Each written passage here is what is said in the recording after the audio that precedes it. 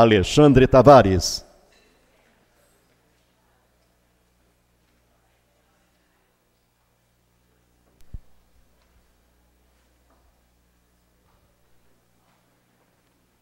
Boa tarde a todos.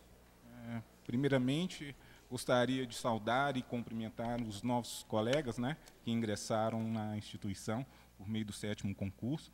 Sejam todos bem-vindos. Dando continuidade ao nosso Congresso de Processo Civil, na segunda palestra do dia, petição inicial em procedência liminar do pedido.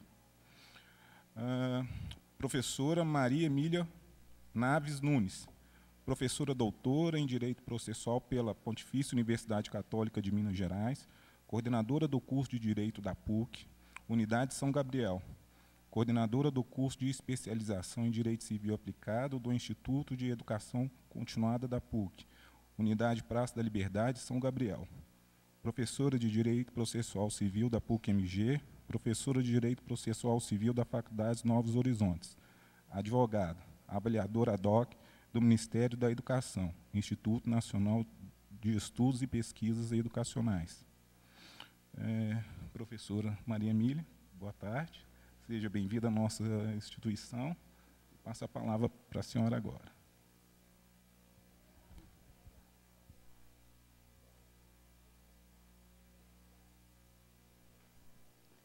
Muito obrigada, doutor Alexandre, pela acolhida. Boa tarde a todos. É com grata satisfação estar aqui na Defensoria, especialmente porque tenho colegas da Defensoria que são colegas da docência e também ex-alunos, o que me deixa muito feliz. Bom, à tarde de hoje nós vamos conversar sobre essa petição inicial e a improcedência liminar do pedido. Com licença, professor, que o professor não consegue dar aula sentado, né?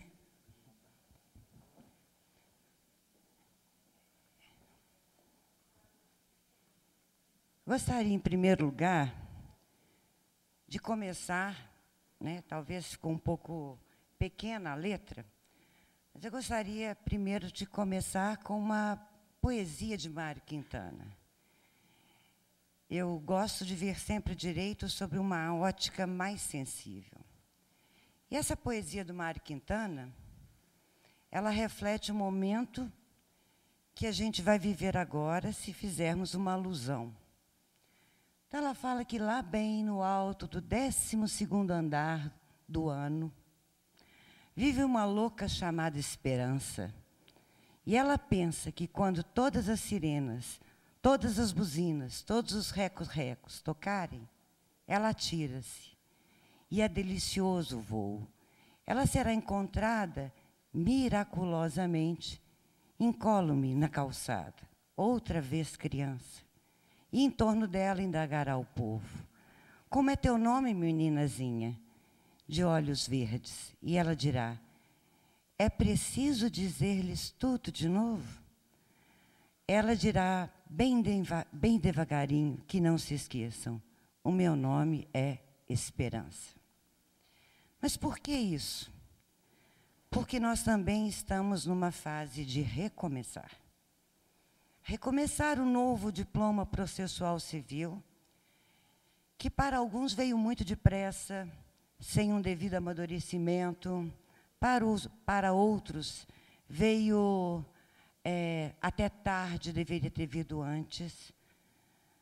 Ou seja, muitas dúvidas param sobre esse novo diploma que vai entrar em vigor, e aí há uma discussão se sim ou se não, mas eu acredito que sim, em março. E se ele tem qualidades boas ou ruins. Um ano, quando começa, também não sabemos se ele vai ser bom ou ruim. Mas nós temos esperança. E é baseado nessa esperança que eu quero trabalhar com vocês o tema da petição inicial e da improcedência.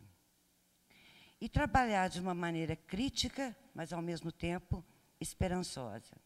Porque eu acho que nós temos que enxergar talvez algum problema, talvez alguma questão a ser melhorada, para que a gente tenha o senso crítico Nós não somos só agentes do direito no sentido de engolirmos o que está pronto, mas de pensarmos, repensarmos e melhorar o que está aí.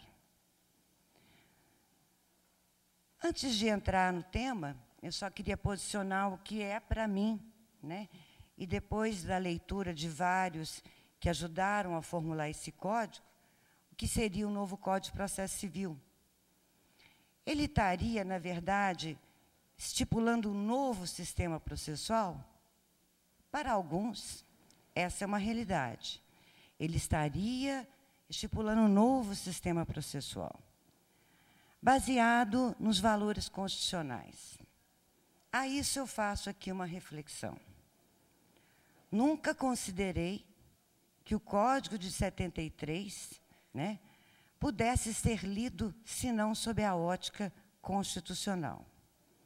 Mas achou por bem o legislador que agora esses valores constitucionais estivessem expressos.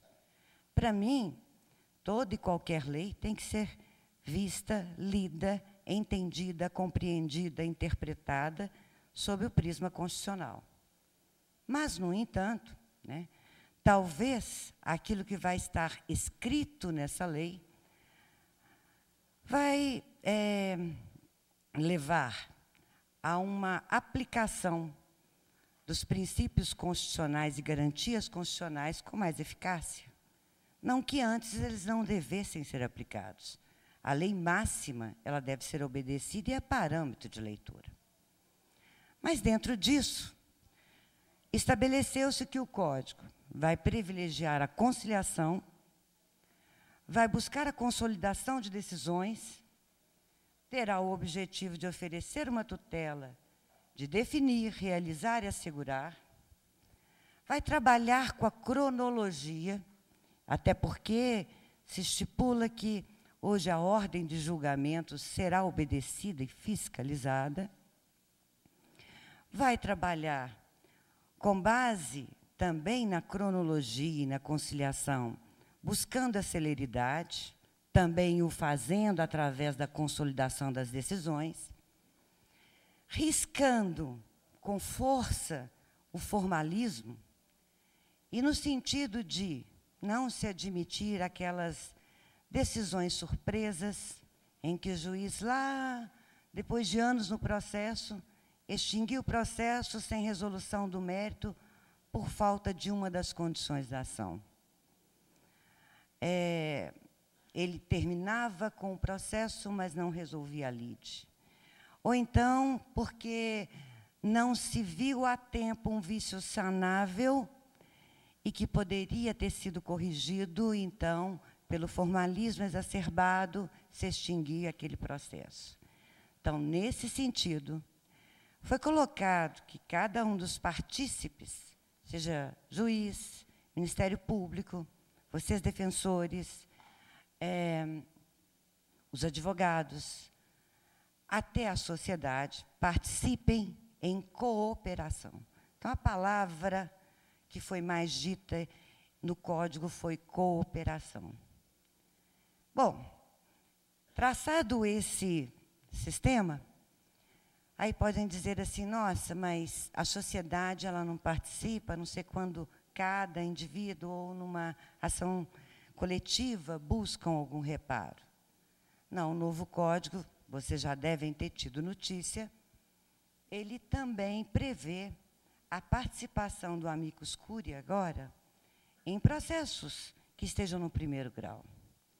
Então, estabelece o artigo 138 que o juiz ou o relator, considerando a relevância da matéria, a especificidade do tema objeto da demanda ou a repercussão social da controvérsia, poderá, por decisão irrecorrível, de ofício ou a requerimento das partes ou de quem pretenda manifestar-se, solicitar ou admitir a participação de pessoa natural ou jurídica,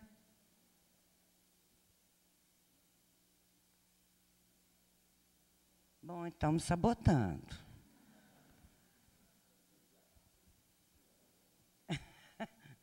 Já vão resolver.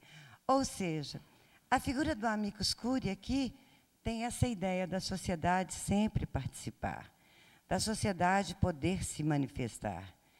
Esse é o sentido. Nós não sabemos ainda se, por mais bela que seja a intenção, se a gente vai conseguir que isso seja eficaz. A lei, quando ela vem cheia de boas intenções. Mas nem sempre essas intenções são aplicadas. Eu, por exemplo, fiquei muito esperançosa que no novo Código não houvesse a necessidade de vir um artigo que foi repetido.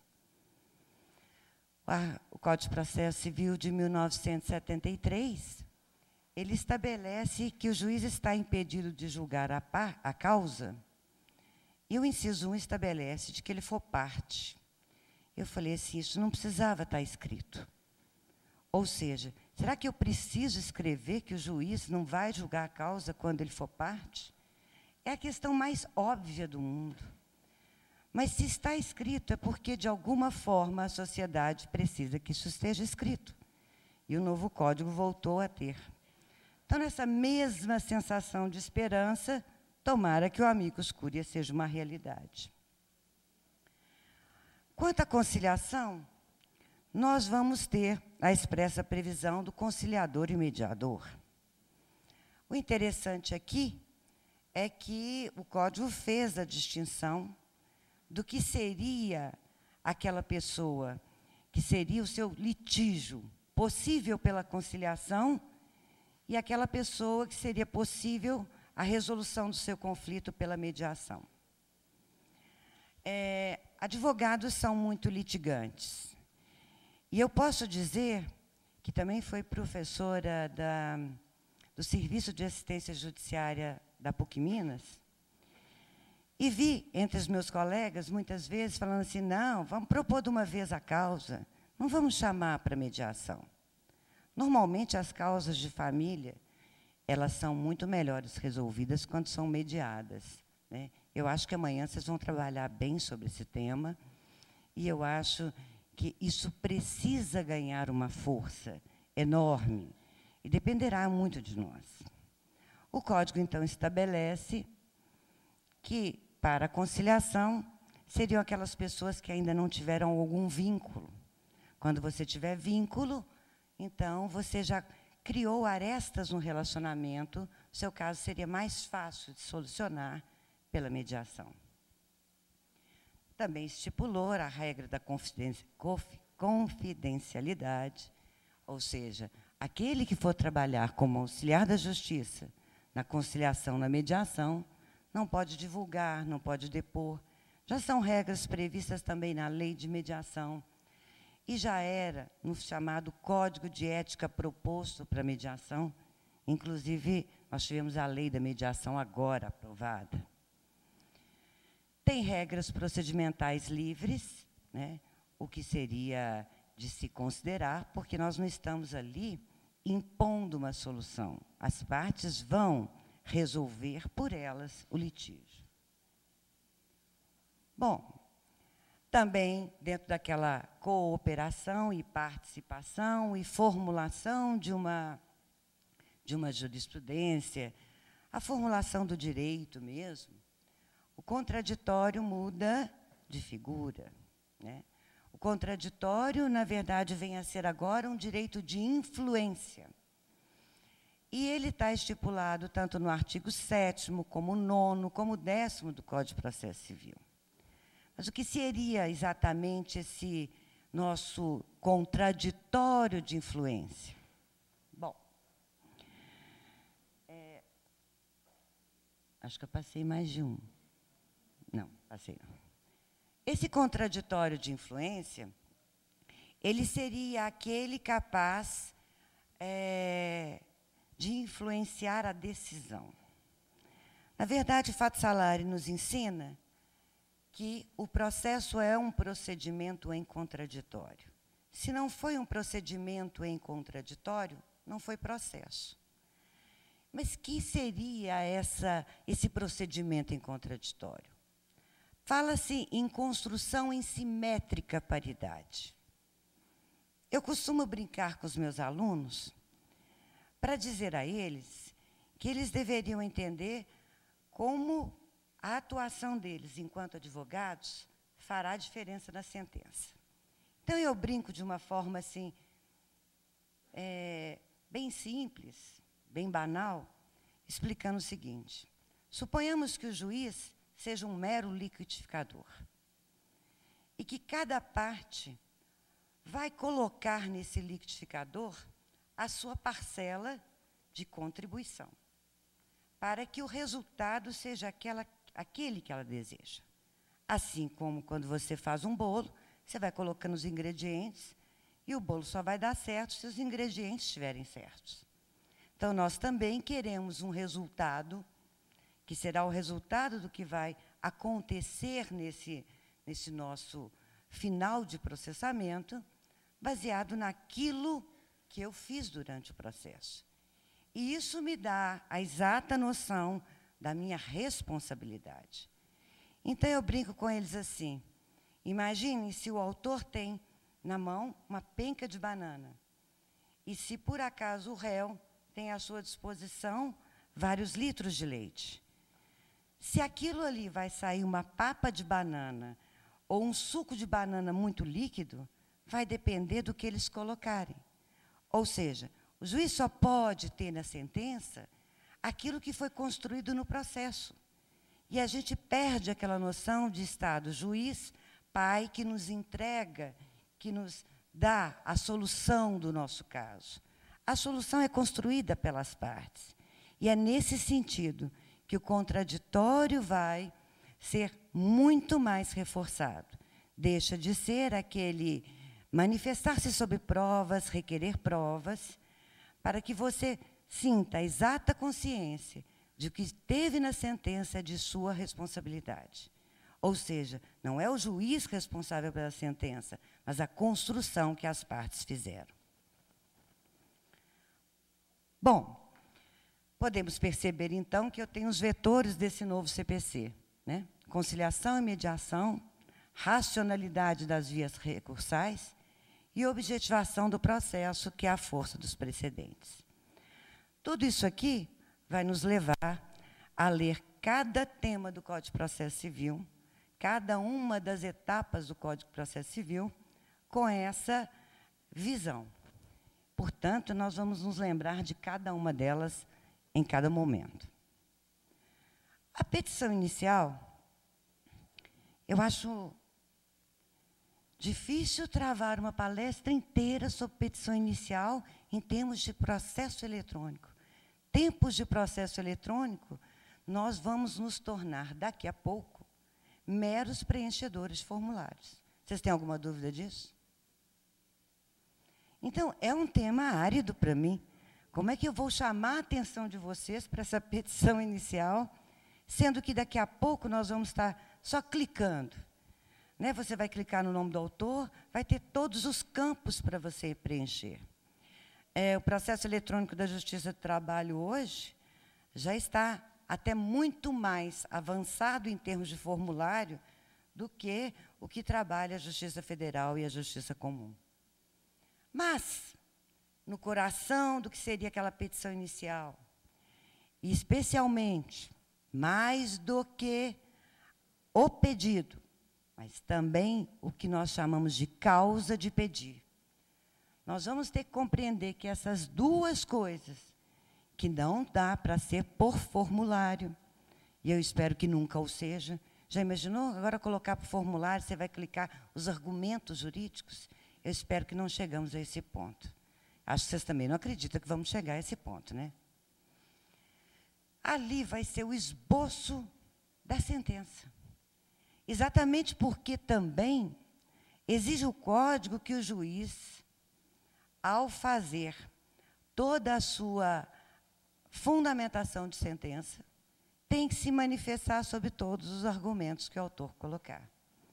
Então, a nossa petição inicial, ou seja, o nosso campo da causa de pedido do pedido, tem que estar muito bem pensado, porque ele servirá de instrumento para que o juiz, na sua fundamentação, né, tenha mais força ou menos força para contra-argumentar o que nós dissermos. Então, eis a grande importância da nossa petição inicial. O nosso tema não é tão tão não importante. Ele é importante, mas nesses dois aspectos, na causa de pedir e no pedido. A petição inicial, ela tem os mesmos requisitos, praticamente, do que tem hoje no Código de Processo Civil de 1973. Algumas alterações eram necessárias, né? Então, você vai fazer o endereçamento ao juízo, CPF e CNPJ nós já colocávamos, mas por que colocávamos? Porque os tribunais, né, poderiam já legislar em matéria procedimental daquilo que seria identificador da demanda, das partes, quer dizer, da demanda. Então, agora o Código, facilitando isso, já coloca. Mas isso também já está no formulário. Você já vai digitar o CPF, se aquela pessoa já for cadastrada, já aparece, né, o nome, já facilita o trabalho. Então, já está mais fácil. Agora, se exige o endereço eletrônico, todas as grandes empresas, isso vai facilitar também, serão obrigadas a estar cadastradas. E isso vai facilitar, porque na citação será um meio mais rápido. Domicílio e residência. E outra também, que não estava, mas a gente já falava, que era a questão da união estável, também tendo em vista a Constituição, que a família é considerada, não só o casamento, a união estável já estava lá. Volta de novo e coloca os mesmos termos do 282 do Código 73, o fato e os fundamentos jurídicos do pedido. Isso sempre me implicou. Aliás, eu tenho que procurar um professor de português, porque eu nunca vi uma demanda que tivesse um fato só. Então, toda demanda tem mais de um fato. Mas por que fundamento sempre está no plural e fato está sempre no singular? Eu nunca soube isso. Se tiver algum professor de português aqui que me ajudar a responder. Tem, não? Mas vocês já viram demanda de um fato só? Já viram demanda, talvez, de um fundamento jurídico só? Né? Mas essa continua da mesma forma que está o Código 73. O pedido, suas especificações, que também já constava, o valor da causa, que alterou a forma de eu calcular, em alguns pontos muito pequenos, as provas que pretende produzir. E aqui vai a parte importante. Opção pela audiência de conciliação ou de mediação. Deve constar na inicial. Eu acho muito difícil para um advogado, e acho meio arrogante se ele fizer uma petição inicial dizendo assim, não estou disposto a nem conversar. Eu acho que já ficaria num tom ruim, né? Então, provavelmente, isso já vai estar no modelo do computador também, todo mundo já vai clicar lá, que quer a audiência de mediação ou de conciliação. O requerimento de citação do réu não mais será necessário. Se fosse, também seria por formulário. Entendem que o requerimento de citação do réu faz parte do impulso oficial do juiz. Ou seja, a partir do momento que o autor ingressou com a demanda, agora nós teremos, por parte do juiz, todos aqueles atos que são necessários para entregar a tutela que foi requerida. Então, nesse sentido, eu não precisaria fazer o requerimento de citação. Antes era pressuposto processual. Se você não fizesse o requerimento de citação, né, a sua petição inicial não seria recebida. Bom, em alguns casos, como, por exemplo, se você for pedir a citação por edital, ou, se for requerer a citação por oficial de justiça, deverá constar, sim, o requerimento na petição inicial, porque os motivos ensejadores terão que ser muito bem explicados.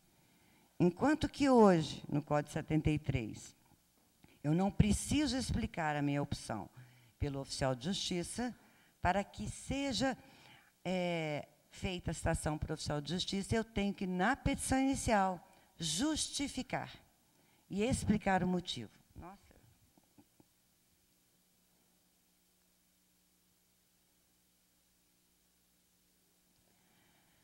Bom, também regra repetida do Código 73, instruída com os documentos indispensáveis.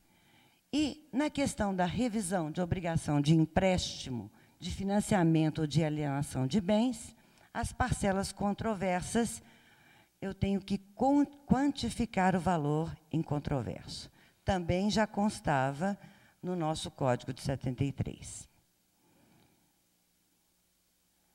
O que muda quanto a você não obedecer e precisar corrigir essa peça? A famosa emenda da petição inicial, ela vai acontecer em 15 dias, que é o prazo que você vai ter para corrigi-la, a não ser quando o problema for daquele advogado que atua em causa própria e ele deixou de fornecer o endereço do seu escritório, aonde será intimado, e o seu endereço eletrônico. Nesse caso, a correção é somente de 5 dias. Mas o melhor daqui é que vamos ver se vai, como diz o outro, pegar a lei, é que o juiz, quando ele determinar uma emenda da inicial, ele vai ter que justificar exatamente o que está faltando. Então, aquele mero despacho, emenda inicial, que às vezes a gente ficava pensando assim, o que está faltando, pelo amor de Deus? Eu não estou entendendo o que está faltando. O que esse juiz está pedindo? Eu não sei o que ele está pedindo. Agora, ele vai ter que justificar. Mas vamos ver se vai pegar, torcendo que sim. Os motivos que ele pode indeferir a inicial, e voltando àquela questão de que logo ele tem que sempre tentar corrigir, são as questões formais, né? A inépcia, quando não atendido o artigo 106, não atender determinação da emenda, ou 321, se ele não cumprir a diligência. Ou seja, o que será a inépcia? É a mesma inépcia de 73? É a mesma. Só saiu uma questão que já não é mais condição da ação. A possibilidade jurídica do pedido, hoje, ela, pela teoria da asserção, já se entendia que ela fazia parte do mérito. Então, ela não faria parte de uma falta de condições da ação. Então, ela sai daquele parágrafo único, que é totalmente repetido nesse novo código, e a inépcia se trata de ou não ter fatos, ou os fatos e fundamentos não estarem interligados, ou o fato e fundamento não estarem interligados com o pedido, ou a incompatibilidade. Ou seja, todos aqueles motivos que nós já conhecemos vão gerar essa inépcia. Sai também do indeferimento da inicial, e nós vamos ver que ele vai ser colocado em outro lugar, é a decadência, porque ali não deveria estar. Então, o indeferimento da inicial por decadência já não ocorre mais, porque é até questão de mérito. A inadmissibilidade da ação fica somente com a ilegitimidade e com a falta de interesse de agir. Sempre estudamos e temos consciência de que, quando falta legitimidade, você não tem como corrigir. Mas também haverá uma determinação no Código para que essa questão seja vista com cuidado, tanto da legitimidade quanto do interesse de agir. Ou seja, vício sanável ou insanável tem um tratamento pelo Código. Também pode ser, como hoje também, que ele possa decotar algum dos meus pedidos e prosseguir quanto aos demais. Por uma decisão interlocutória, serão decotados aqueles que ele entende que é inepto ou aqueles que faltam uma das condições da ação. Essa correção dos vícios insanáveis, ela pode levar a uma correção mesmo ou ao debate. Então, é aquilo que nós vimos. O juiz está realizando com as partes em cooperação. Nenhuma decisão dele pode ser surpresa. Então, se ele entender que há uma ilegitimidade, ele está obrigado agora a apresentar, olha, eu estou verificando que provavelmente há uma ilegitimidade aqui. E dar oportunidade para que o autor esclareça se há ou não. Quem sabe ele mude de ideia. Então, você vai ter esse debate daquilo que ele está mandando corrigir, antes que ele aplique a norma que ele acredite ser o sustentáculo da sua decisão. E isso exatamente em qualquer decisão que ele estiver dando. Porque o artigo 10 faz: o juiz não pode decidir em grau algum de jurisdição com base em fundamento, a respeito do qual não se tenha dado às partes a oportunidade de se manifestar, ainda que se trate de matéria sobre a qual deva decidir de ofício. Então, não há mais a possibilidade da decisão surpresa. Se ele está entendendo que falta uma das condições da ação, ele obrigatoriamente deverá abrir para que se verifique os argumentos contrários. Falar em condições da ação também é bem importante que eu esclareça que os atuais autores de processo estão discutindo se, pelo novo código, eu vou continuar a usar essa linguagem de condições da ação. Isso porque veio da teoria eclética de Lieberman, que estava muito presente no Código 73. Então, alguns dizem que nós não vamos mais chamar de condições da ação. Então, não aparece falta de condições da ação no Código, não aparece exatamente falta de interesse, falta de legitimidade. Posso aumentar a minha petição inicial? Aditamento, ele sempre foi possível por um ato unilateral e continuará sendo. Ou seja, até que o réu seja citado, eu posso aumentar essa demanda, colocar o limite da demanda que eu quiser, porque quando ele for citado, ele já vai ser citado naquele novo limite, somado o primeiro com o segundo. Isso não há prejuízo. E quando não há prejuízo, não há nulidade, não há nenhum senão. E a lei não poderia criar somente obstáculo de formalismo. Poderá se editar depois da citação? Sim, obviamente, com a concordância do réu. Fato que hoje também já se coloca. Se ele concordar com o aumento, eu posso ter, sim, a ampliação do limite da lide. Mas há um momento que eu não posso mais editar, nem que o réu concorde. E é o mesmo momento que eu tenho no Código 73. Trata-se de você não retroagir às fases processuais. Ou seja, posso aditar com a concordância do réu até o saneamento. Porque no saneamento o juiz vai limpar todas aquelas impurezas do processo para que ele possa chegar na sentença. E o que significa limpar, sanear o processo? Definir quais são os fatos importantes da demanda, quais os fatos que não têm nenhuma relação com a causa, quais os fatos que já estão provados por aquela fala do autor e do réu. Então, nesse sentido, aquilo que não faz nenhuma valia nos atos processuais decotados. Então, nesse sentido, se o juiz já fez esse trabalho, se eu colocar um novo pedido, colocar novos fatos, ele vai ter que ver em relação a esse pedido, aos novos fatos, a questão das provas, a questão da aptidão daqueles fatos em relação àquele pedido que eu faço para ver se não são ineptos. Então, ele vai ter que retroagir. O Código também segue a mesma coisa, não posso deixar retroagir. Mas pode ser que ocorra uma audiência de saneamento. Tá? Essa audiência de saneamento será a opção do juiz quando ele entender que as questões são complexas. Então, ele pode chamar as partes para entender o que elas estão dizendo, seus argumentos, e, a partir disso, sanear nessa audiência. Ou seja, deferir ali as provas. Então, pode acontecer uma audiência de saneamento. Aquilo que hoje está no 331 e não acontece, pode acontecer se ele assim o quiser.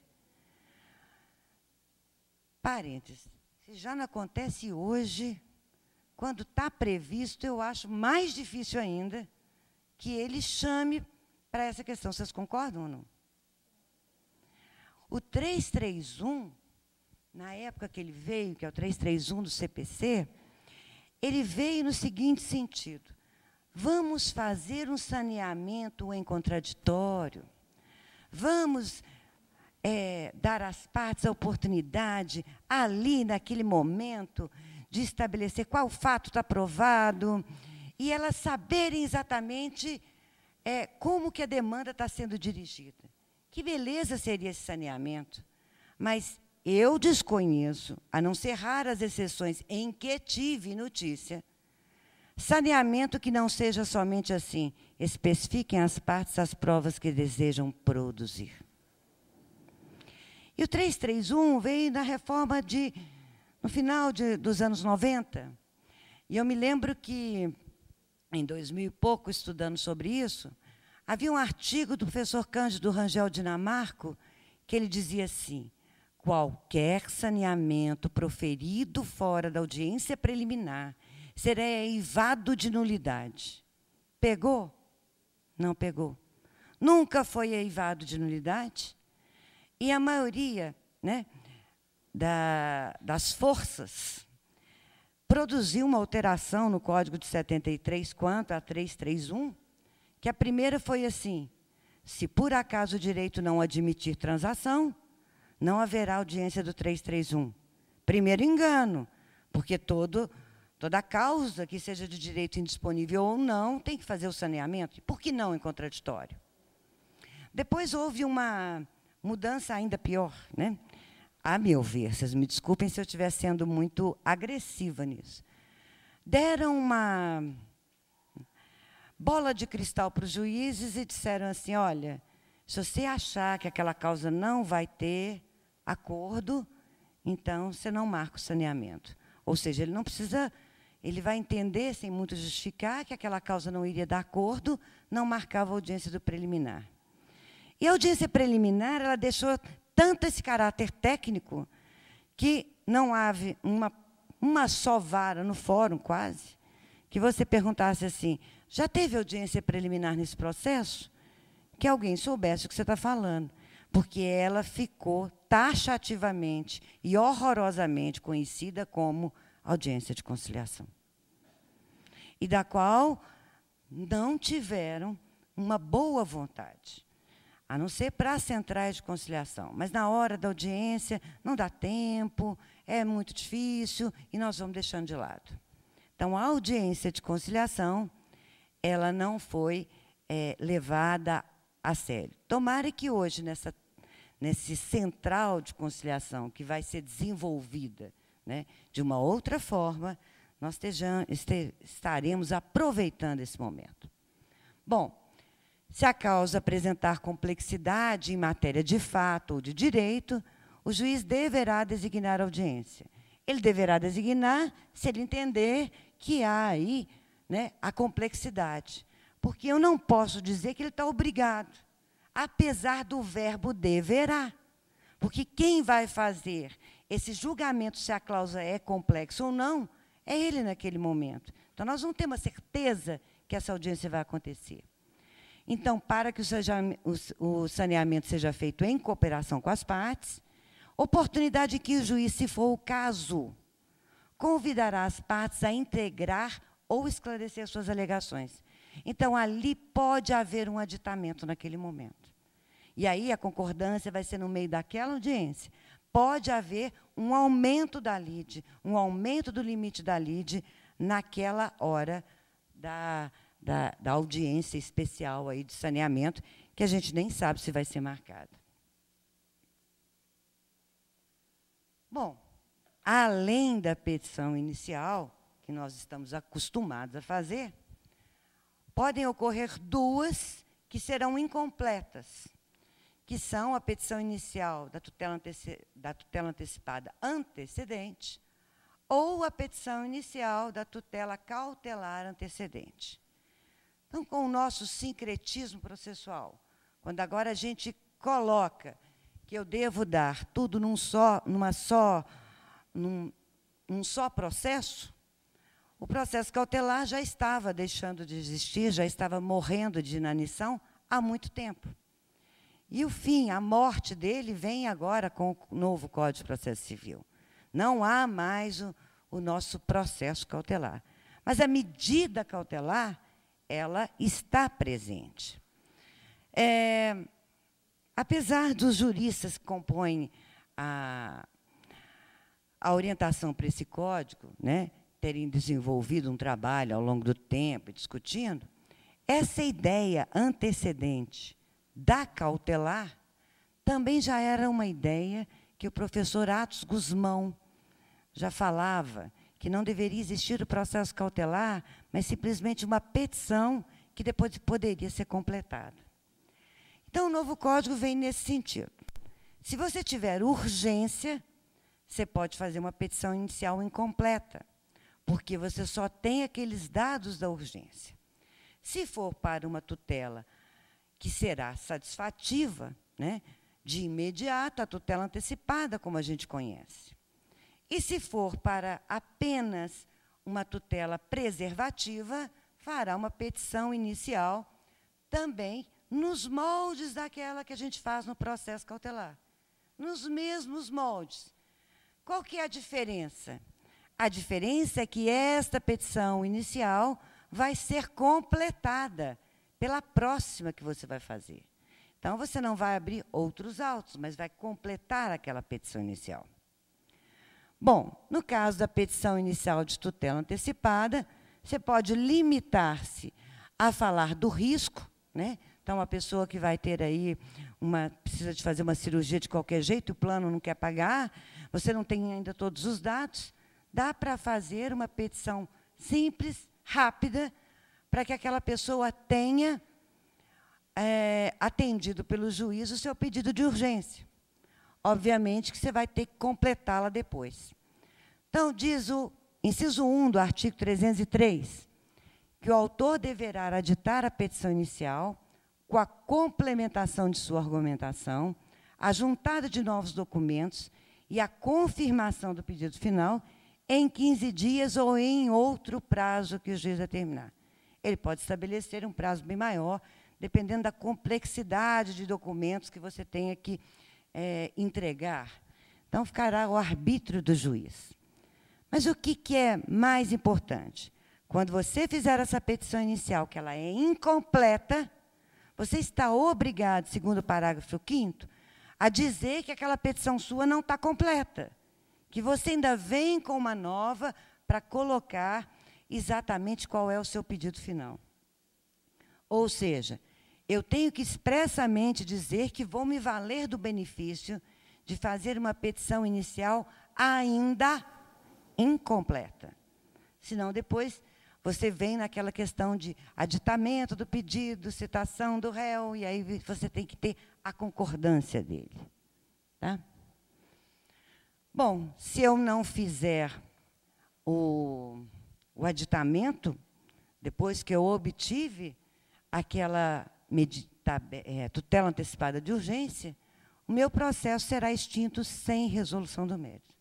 Mas aí vai acontecer algo muito sério, que eu acho que a professora Juliana Cordeiro já esteve com vocês na sexta-feira, que é uma novidade. Vai acontecer a estabilidade da tutela antecipada. Isso ela trabalhou com vocês na sexta-feira. Foi sexta, né, que vocês tiveram Então, isso vai gerar que você vai ter uma medida.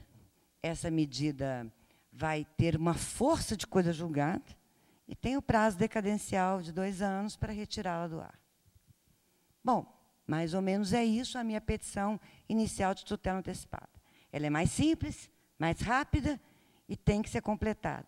Prazo de 15 dias ou mais que o juiz pode dar.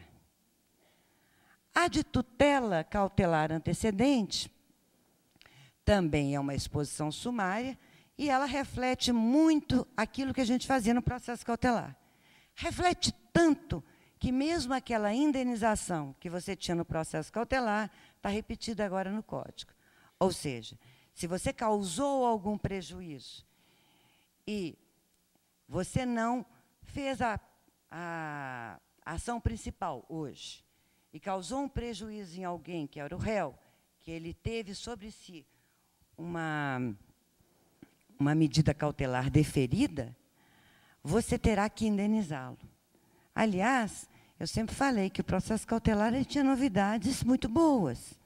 Inclusive, o cumprimento de sentença já estava lá, porque ele sempre fazia liquidação nos próprios autos. Né? ele sempre trabalhou de forma mais sincrética do que qualquer outro. Então, nesse sentido, eu vou poder ter aqui expressamente a questão da fungibilidade. Se eu pedir cautela e o juiz entender que é tutela antecipada, ele vai poder me dar por fungibilidade. Então, diz o parágrafo único, caso entenda que o pedido se refere ao caput, tem natureza antecipada, o juiz, então, vai voltar ao artigo anterior e deferir tudo quanto aquilo está lá na tutela antecipada. Eu vou ter que fazer o meu pedido, a meu prazo de fazer o aditamento é de 15 dias ou mais. Então, a fungibilidade só não está expressamente colocada às avessas.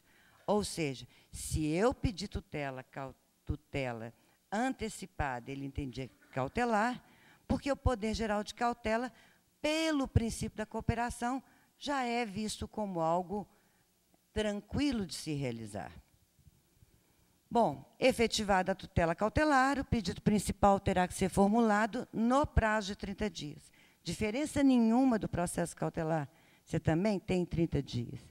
Será apresentada nos mesmos autos, né, deduzido a tutela cautelar, e não depende de novas custas processuais, nem a tutela antecipada, pedida de maneira antecedente, você precisa complementar custas. Tá? O pedido principal pode ser formulado conjuntamente com o pedido de tutela cautelar, e a causa de pedir poderá ser aditada no momento da formulação do pedido principal.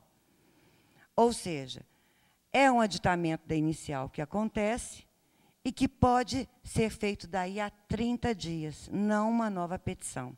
Então, a noção hoje de aditamento ela é maior. Como a gente conhece, é uma pequena parte que você esqueceu ou que você quer acrescer. Agora, pode ser que o seu aditamento seja uma peça bem maior, com uma causa de pedir, fatos e argumentos muito mais consistentes do que um simples aditamento. Então, quando falarmos processualmente em aditamento, é um termo que tomou uma conotação muito maior. Pedido certo e determinado também era uma coisa que tinha no Código 73.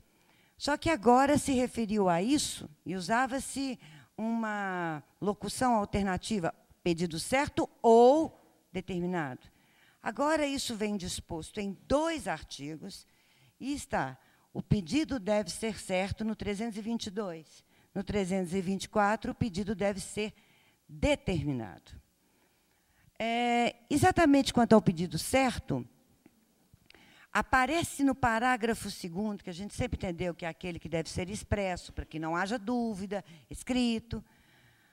Aparece o parágrafo 2º, que diz o seguinte: a interpretação do pedido considerará o conjunto da postulação e observará o princípio da boa-fé. Exatamente o que está no Código Civil, no artigo 112. Nas declarações de vontade, se atenderá mais à intenção nelas consubstanciada do que o sentido literal de linguagem. Foi a conclusão feita pelos Fórum Permanente de Processualistas. Aqui eu tenho um certo medo quando fala em observar o conjunto da postulação. Até porque, como agentes de direito que somos, temos que estar capacitados para realizarmos pedidos corretos, sem que o juiz tenha que ajudar interpretando. E eu acho perigoso quando você fala nessa integração e usa a boa-fé. Ou seja, quis se dizer isso. Eu tenho medo do caminho que possa tomar esse parágrafo 2º.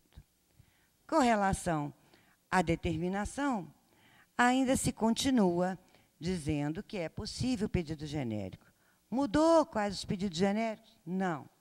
As mesmas questões. Nas ações universais, quando o dano ainda acontece, ou quando depender de algo que deva ser realizado pelo réu. Então, não houve alteração praticamente nenhuma, a não ser a de deixar mais firme colocado que certo não é igual a determinado. Porque o outro código deixava uma certa dúvida no ar quando falava pedido certo ou determinado. Apesar de ser de ligação, levava a essa conclusão errônea. E o determinado ficou quantificado e qualificado. Também não se tem novidade, como eu li lá no início, que eu tenho que colocar o valor controverso. Ou seja, se eu estou discutindo parcelas, eu devo falar qual é a parcela que é controversa. A única novidade é que se falava em revisão de obrigação decorrente de empréstimo, de financiamento, e agora se acrescentou de alienação de bens. Então, esse foi o acréscimo da nova lei. Eu agora também tenho que colocar quando se for um contrato de compra e venda. Antes, você só tinha empréstimo ou financiamento. O pedido continua tendo aqueles pedidos implícitos de prestações sucessivas, ainda acrescentamos aqueles de honorários advocatícios, e também o pedido alternativo pela natureza da obrigação, não há alteração alguma. O nosso velho pedido sucessivo, que eu brincava muito com os meus alunos assim, pedido sucessivo é pedido que filho faz. Filho sempre assusta o pai com uma coisa grande para depois pedir um pequeno, né? É verdade ou não? Quem é pai e mãe aqui sabe disso. Filho sempre pede uma coisa grande para você falar assim, não! Ah, então deixa só aquilo. Né? Deixa eu comprar 4 calças jeans. Você falava assim, não estou podendo agora. Então, só uma, né? Ele passou de 4 para 1, que gracinha. Né? E pai e mãe é tudo bobo assim. Pediu menos, aí você dá mais. Né? Aí você dá. Ele tornou-se, né, com uma linguagem mais adequada, pedido subsidiário. E também se transformou agora numa acumulação subsidiária, que a ordem, o juiz vai ter que obedecer à ordem que o autor coloca. Então, existe aquilo que mais de um pedido em ordem subsidiária, a fim de que o juiz conheça do posterior, se não puder acolher o anterior, mas há mais do que isso. É lícito formular mais de um pedido alternativamente para que o juiz acolha um deles. Então, é uma cumulação subsidiária. E aí você vai colocar a ordem que entenda, deixando de ter aquela possibilidade que eu tinha somente de 2. Então, eu fazia um pedido maior, anulo o contrato ou anulo a cláusula tal. Então, agora eu posso ter uma acumulação maior do que isso, né, mais de um pedido, mais de 2 pedidos para fazer. Na acumulação de pedidos, tira-se uma expressão interessante que lá no Código 73 fala assim, é permitida. Aí o Código Novo vai corrigir. É lícita, não é permitida, é lícita, pode ser. Correção de linguagem que está perfeita. Bom, lícito e permitido, para mim, ali daria no mesmo, mas ficou uma linguagem mais técnica. Eu posso, e aí, como eu não tenho mais o ordinário, que vocês já viram sobre o procedimento, eu não tenho mais o ordinário, só tem procedimento comum, posso fazer a junção dos 2 pedidos, desde que eu vá para o procedimento comum. Só que ele faz uma ressalva. Às vezes, alguma técnica boa do procedimento especial pode ser usada naquele caso.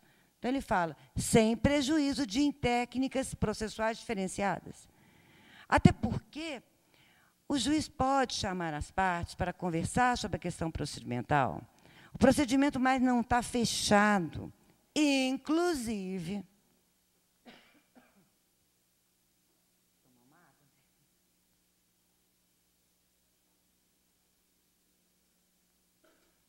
não está fechado, que ainda pode ser objeto de negócio processual. Significa isso, o autor e réu podem estabelecer quais vão ser as provas, fazerem eles ali um acordo de procedimento e o juiz homologar. Podem fazer um acordo de calendário. Em tal dia vai ser essa prova, em tal dia vai ser audiência, obviamente, que com o juiz, né, homologando aquelas questões. Esse calendário tem que ser com o juiz, que ele preside aqueles atos processuais. Então, ele tem que também dizer. Então, eles podem fazer calendário, então o juiz pode sentar com eles para resolver procedimento. O procedimento hoje não está mais fechado. Então, aquelas regras estão colocadas, mas podem ser alteradas. Né? Nada hoje mais vai do formalismo, que a gente riscou na segunda lâmina que a gente trabalhou. Então, hoje, eu não tenho formalismo nem procedimental. Pode ser alterado. Tá? E não se aplica essa regra para o pedido subsidiário na questão da incompatibilidade. O subsidiário ele pode ser um contrário ao outro. Então, eu não aplico a regra aí da acumulação. É uma acumulação subsidiária diferente. Ela não tem que seguir a regra da compatibilidade do pedido, porque apenas um deles, segundo a ordem que o autor colocou, é que vai ser deferido. Aqui saiu do lugar algum que não tem nada a ver. Saiu do lugar aqui mesmo. Opa. Bom, o valor da causa acho que não está dando para vocês chegarem aí, porque está muito longe. Então, eu vou ler as principais questões. O que mudou? Desobedeceu-se a uma regra constitucional, por exemplo. Tanto o Estado, quanto a União, quanto os municípios, por determinação constitucional, têm que respeitar as certidões que cada um desses entes dá. Então, quem avalia, mas aí não avalia de forma tão atualizada, o imóvel é a prefeitura, o município. O que acontece? Então, todas as causas que eu discutisse o bem imóvel, eu deveria colocar o valor que está lá na guia do IPTU. Mas como nós sabemos que essa guia não é atualizada e que os valores dos contratos de compra e venda seriam bem maiores do que esse, inclusive o próprio município, na hora de cobrar, cobra mais do que aquilo, então se colocou que qualquer conteúdo econômico que eu tenha é o conteúdo do meu valor de causa.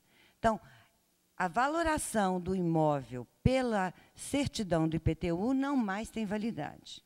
Se eu pudesse resumir todo esse aqui para vocês, eu continuo no mesmo jeito que eu tenho hoje no 259, 260. Exatamente o que é? Conteúdo econômico do pedido, conteúdo do valor da causa. Conteúdo, mais de um conteúdo econômico, 2 pedidos, a soma deles.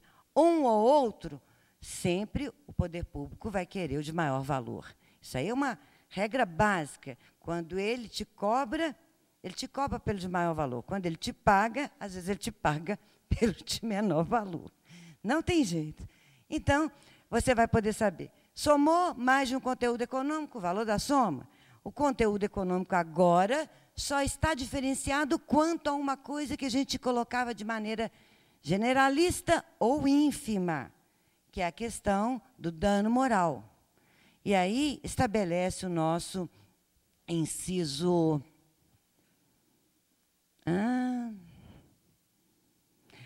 Quinto, na ação indenizatória, inclusive é fundada em dano moral, o valor pretendido.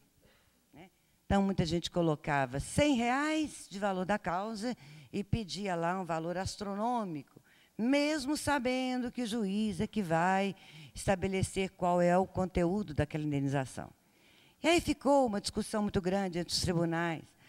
Mas se você não colocar um valor que você pretende, você não está fazendo um pedido determinado. Até que hoje já está mais ou menos pacificado, que você coloca, que espera que seja fixado em R$50 mil. Você já tem um valor mais ou menos compatível pela jurisprudência que tem sido dada, qual é o valor daquele dano moral. Então, esse valor do dano moral pretendido será o valor da causa agora. No resto, nós voltamos a uma regrinha que eu sempre ensinei aos meus alunos. Vem a lei, sai lei, você pode saber o seguinte. Toda vez que tiver com prestação sucessiva, você vai usar uma regrinha matemática. Menos que 12 é igual a soma. Mais que 12 é igual a 12. Gostaram? Deu para entender? É uma regra mais fácil. Venha que lei que for. Venha a lei de locação, venha a lei de alimentos. Qualquer lei que trate prestação sucessiva, menos que 12 é igual a soma. Mais que 12 é igual a 12. Então, o Código restabelece essa mesma postura. Vai falar que se for mais que 12, vai ser só o cômputo de um ano. O Código sempre trabalha com esse cômputo de um ano para fazer. Quem foi meu aluno lembra de colocar essa regrinha no quadro. Não é, Camila?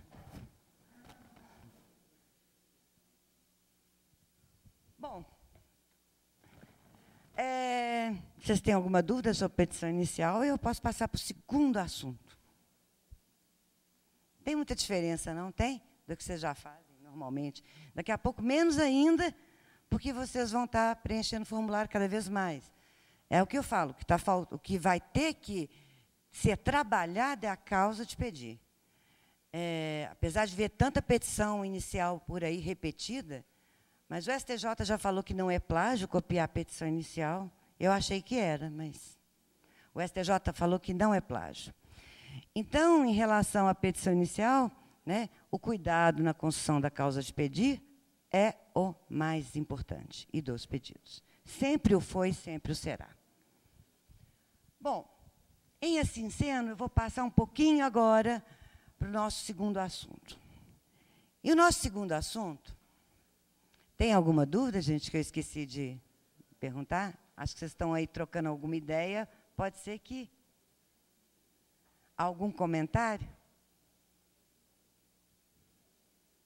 Não? Bom, a improcedência liminar do pedido, ela veio nessa onda aí. Ó. Que onda é essa? Um processo demora mais ou menos 10 anos. É tempo demais. Tempo demais para qualquer justiça.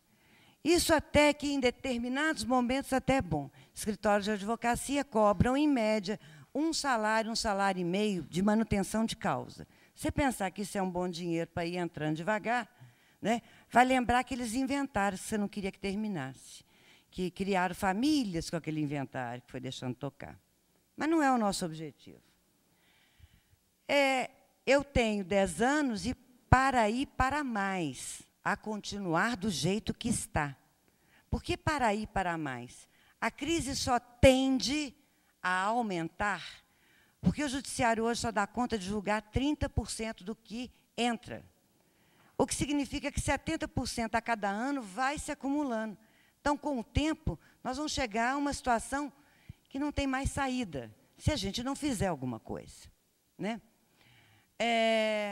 Um dos exemplos disso, de fazer alguma coisa, vem com a Constituição de 88 e com o STJ, mas apenas deslocou o que estava no STF para o STJ, continuou grande número, não resolveu.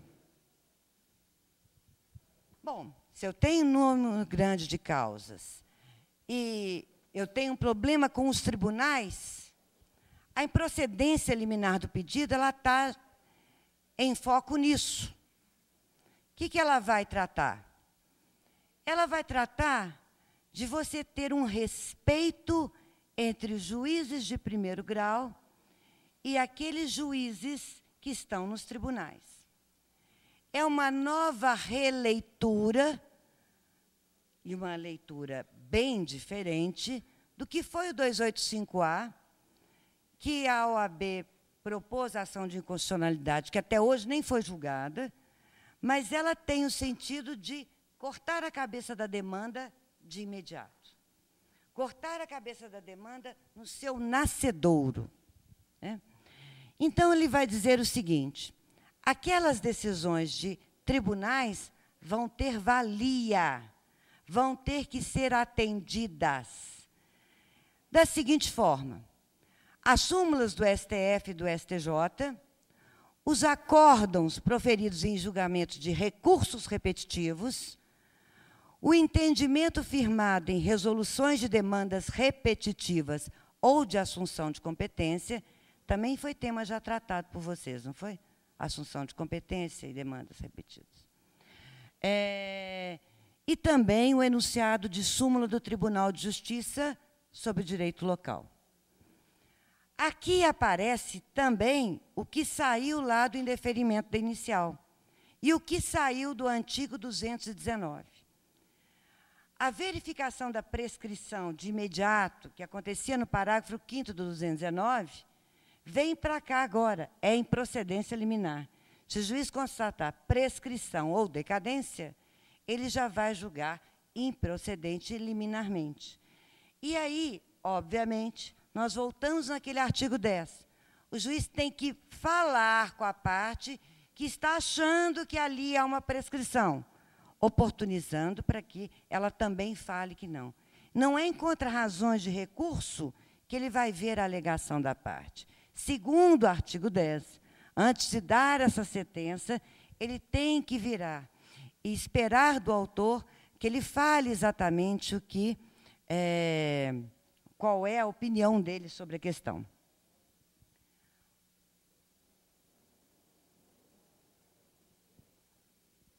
Nós vamos voltar nesse slide daqui a pouco, mas vamos para frente.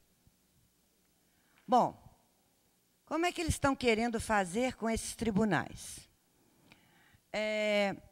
Toda decisão do juiz vai ser considerada não fundamentada se ele não enfrentar todos os argumentos deduzidos. Com isso, a gente tem a exata noção do que a gente falava lá no início. O contraditório saiu de fatos e provas, passou para o contraditório de influência, adotando aquela exata noção de que norma é igual a resultado e que, conforme esse resultado, está errado ali embaixo, vai se tornar, ao tempo, ao longo da maturação, em precedente. Ou, de uma vez, se aquela causa for levada para resolução de demandas repetitivas, ou aquele precedente formado já corta o início desse processo.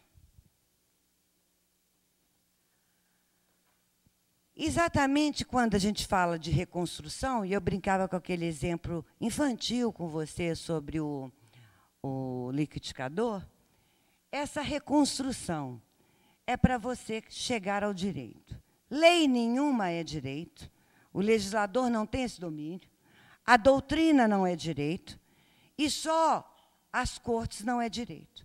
Só o conjunto dessas três coisas que será o direito. Que direito é interpretação, é você conseguir chegar ao que é justo, né? E o que é justo não é muito fácil. Por exemplo, nós temos 19.655 juízes, nós temos 6.053 defensores públicos, aqui não constando somente os estaduais, todos. 12.022 membros do Ministério Público. Agora, pasmem vocês, 838.976 advogados. É um número grande demais, não é? É muito grande. Mas até que eu fiquei mais horrorizada ainda com outro dado, gente. Sabe quantos cursos de direito nós temos no Brasil? Vocês têm ideia? Alguém tem? Ninguém? 1.300.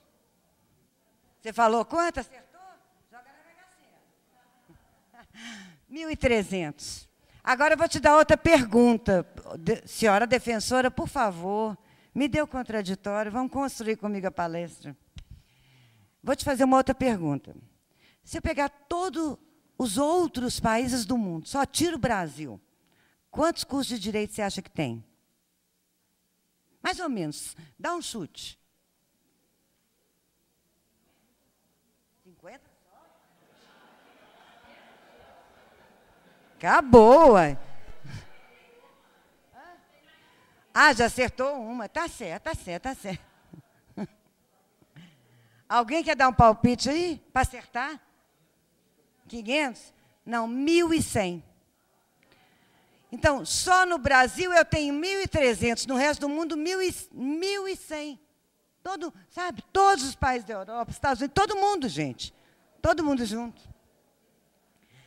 Se você contar nesses 858 mil aqui, eu vou deixar vocês mais horrorizados.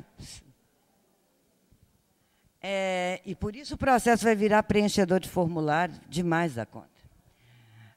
Eu tenho 1 milhão de graduandos. 1 milhão de graduandos. E eu tenho represado, sem passar no exame da ordem, 3 milhões. E já tem 858 mil. Esse número é brincadeira. Dá para assustar, não dá?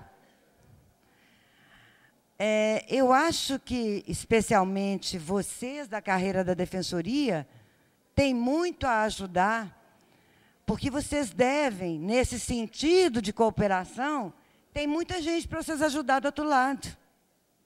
E muitos mesmos. Porque vocês não vão brigar só com a defensoria. Vocês vão brigar com outros advogados, que nem sempre vão estar preparados como os doutores.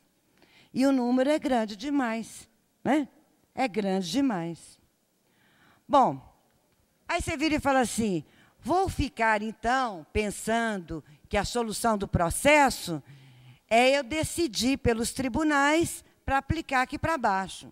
Ótimo, é isso mesmo. Mas eu tenho um problema. Os tribunais não têm uma legitimidade de 100% democrática, porque eles não são eleitos. Isso aí, ó, Ada Pellegrini já nos dizia lá atrás. Falta um requisito político no Poder Judiciário. Ele não é eleito. Então, ele tem um déficit democrático. Ele tem que provar mais do que nunca para o cidadão de que ele está ao lado do cidadão. Também tem o seguinte, para você ter, que eu não acho que é common law, tá, gente? Eu não adoto essa história de common law, não é common law. Mas para você adotar precedente, você tem que adotar uma seguinte questão, é racionalidade e previsibilidade.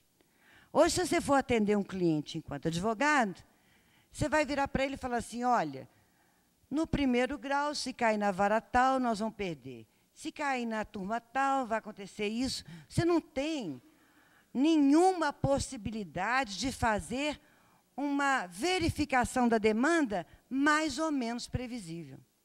Você vai falar assim, olha, se cair...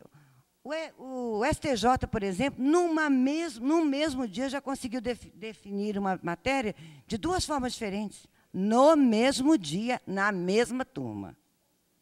Ou seja, você fala, não dá para entender. Né?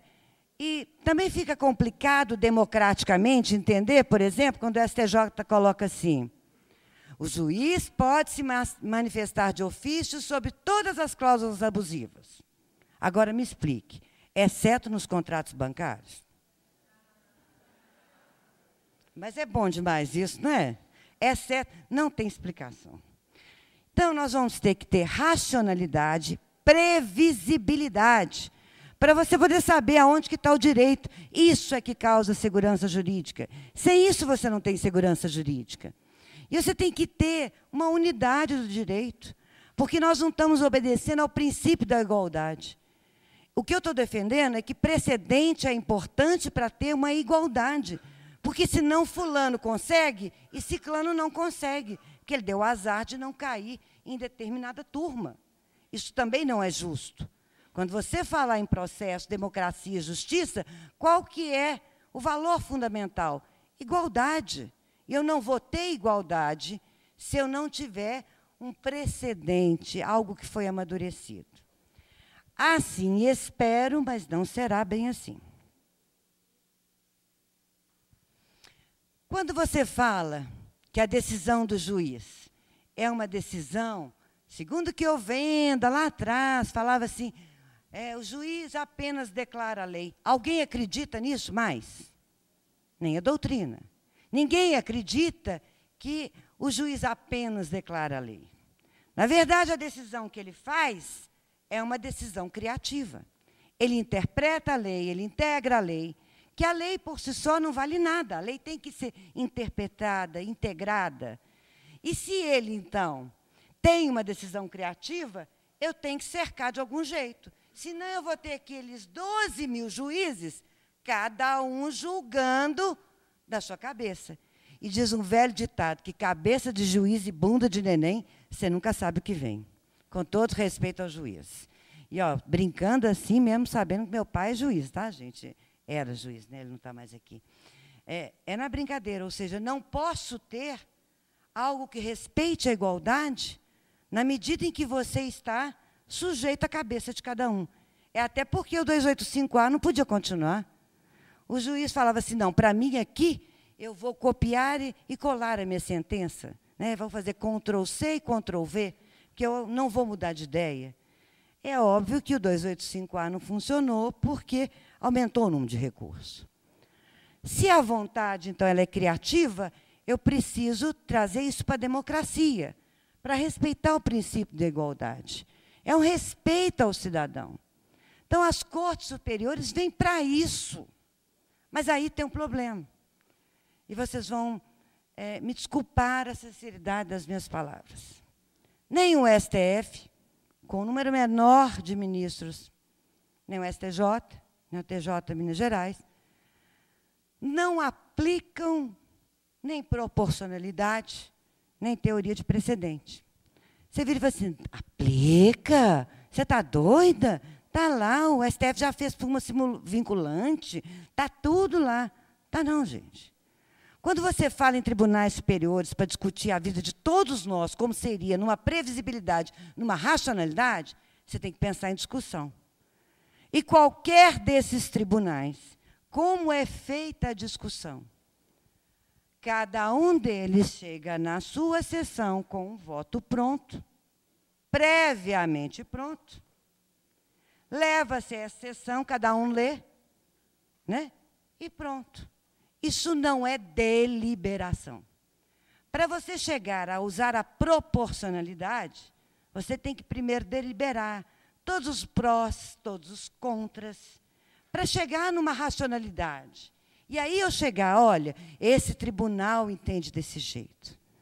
Quando uma inconstitucionalidade é levada a cabo pelo STF, um ministro é por causa disso, o outro é por causa daquilo, não há, como no tribunal alemão, algo que você para, discuta, e aí sai um voto. Como pensa o STJ? Não sei, não tem nem ideia.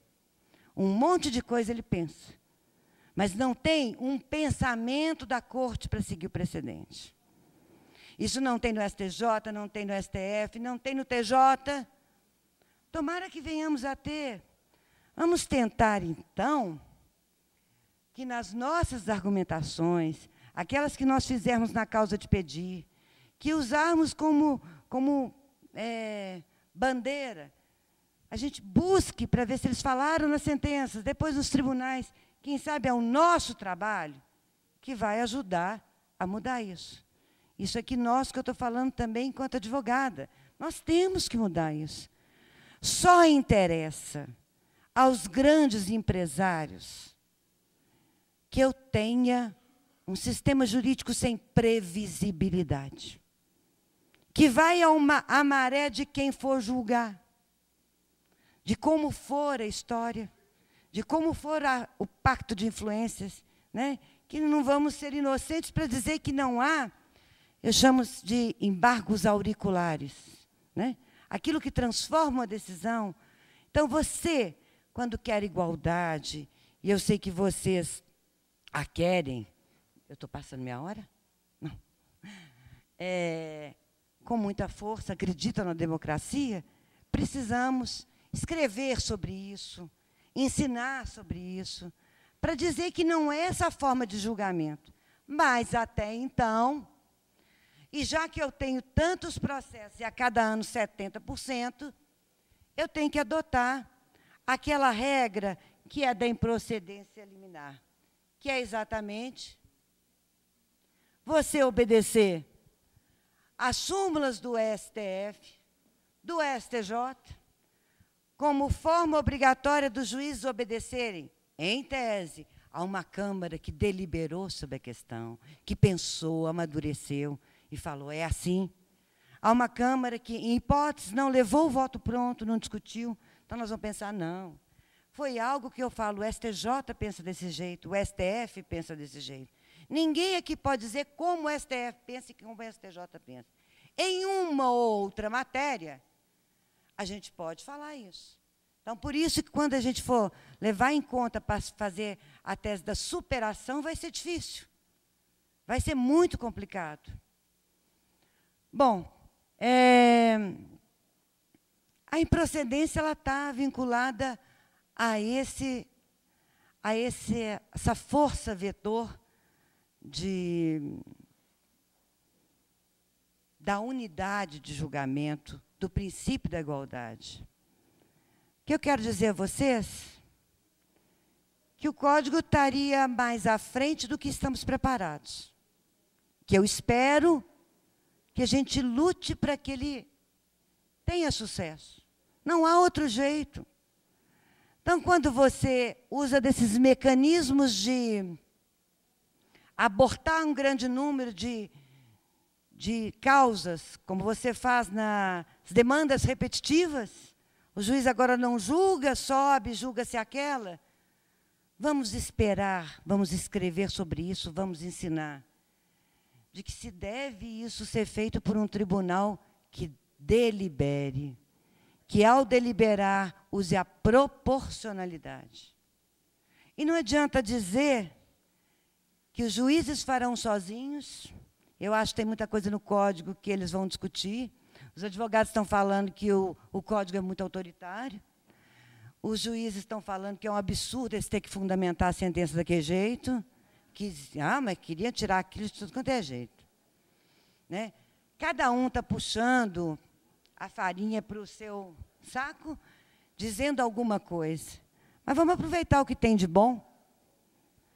E, nesse sentido, eu gostaria só de terminar com uma coisinha aqui. Novamente, eu comecei com poesia e eu termino com Fernando Pessoa. Somos anjos de uma só asa, e só podemos voar quando abraçamos uns aos outros. Então, vocês, especialmente da Defensoria, eu queria deixar essa mensagem.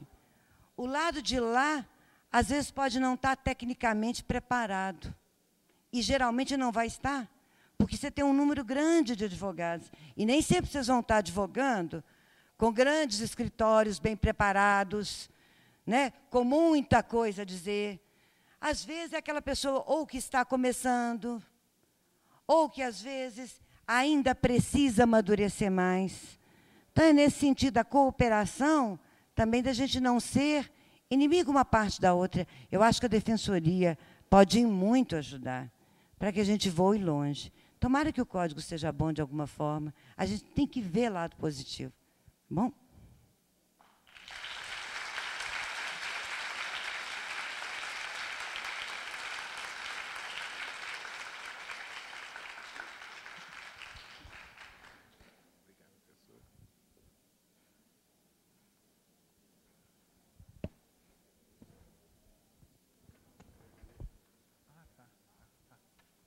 Professora Maria Emília.